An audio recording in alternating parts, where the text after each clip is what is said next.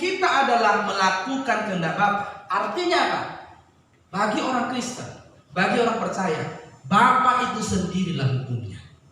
Amin. Bapalah hukumnya, tidak yang lain. Itu sebabnya kita harus sungguh-sungguh untuk mengerti, memahami kehendak Allah. Makanya firman Tuhan berkata, kita harus berusaha untuk mengerti kehendak Allah. Berusaha, artinya tidak gampang mengerti kehendak Allah. Ada usaha, ada kerja keras. Ya, Tuhan tidak mengenal. Aku tidak mengenal kamu, katanya. Ayat 23 itu ada kata aku tidak pernah mengenal kamu. Kata tidak mengenal di sini dalam teks aslinya adalah ginosko. Ginosko artinya apa? Tidak menikmati. Jadi bukan tidak mengenal di situ bukan berarti begini, dia nggak kenal secara fisik. Tidak mungkin Allah tidak mengenal kita secara fisik. Ginosko, karena kalau tidak mengenal secara fisik ditulisnya oida. Tapi ini ginosko. Oida itu berarti mengenal lebih dalam, maksudnya mengenal secara jasmani, secara fisik. Tetapi ginosko ini artinya tidak menikmati. Kalau tidak mengenal di sini bukan oida, tapi ginosko, tidak menikmati. Dengan kata lain, Tuhan berkata, waktu itulah aku akan berterus terang kepada mereka yang berkata, aku tidak menikmatimu. Dengan kata lain, hidupku tidak menyenangkanku. Kenapa tidak menyenangkannya? Karena yang kau lakukan tidak sesuai kehendakmu. Jadi kata ginosko di sini itu sama dengan dalam bahasa Yunani, sama dengan kata yada dalam bahasa Ibrani. Waktu Adam dikatakan bersetubuh dengan istrinya, itu ditulis yada, artinya menikmati. Jadi menikmati, aku tidak menikmati apa yang kau lakukan. Semua yang kau kerjakan untuk kenikmatanmu, semua yang kau kerjakan untuk kesenangan manusia. Yang kau pikirkan dirimu, motivasimu tidak baik, itu kesenanganmu untuk dirimu sendiri. Aku tidak menikmati yang kau lakukan. Kenapa? Karena itu tidak sesuai kehendakku. Karena tidak seperti yang aku harapkan. Jadi jangan sampai kita menikmati kuasa Tuhan, tapi hidup kita tidak dinikmati oleh Tuhan. Amin. Pertanyaannya, persoalannya begini, apakah kita ini Tuhan menikmati hidup kita? Dari waktu kita masih bayi, kita merepotkan orang tua kita. Tapi setelah kita dewasa, akhirnya kita menyenangkan dia. Sama saudara.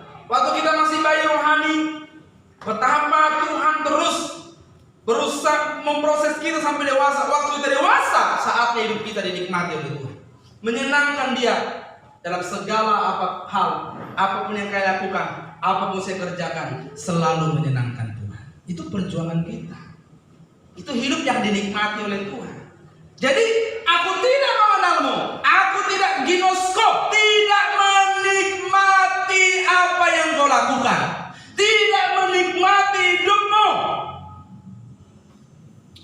Orang yang hidupnya masih berpusat pada dirinya sendiri, alias hidup melakukan ini dan itu dengan suka-suka sendiri, sekalipun itu baik dan hebat, tidak akan bisa dinikmati oleh Tuhan. Orang ini pasti ditolak oleh Allah, tidak masuk dalam kerajaan Allah. Tidak masuk dalam kerajaan Allah. Makanya saudaraku, kekristenan itu harus diarahkan kepada satu hal. Bagaimana hidupku bisa dinikmati oleh Allah, karena aku terus berjuang melakukan kehendaknya.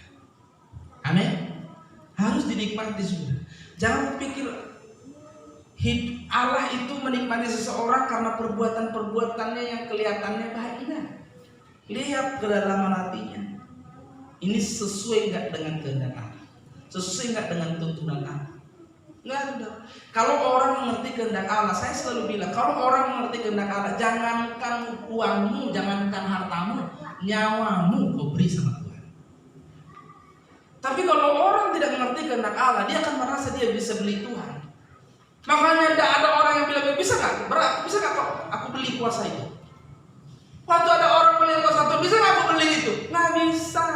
Makanya kalau ada orang melakukan sesuatu, kalau kita memberi uang, memberi tenaga, memberi waktu untuk pelayanan, untuk apa saja, jangan merasa bahwa karena itu Allah disenangkan.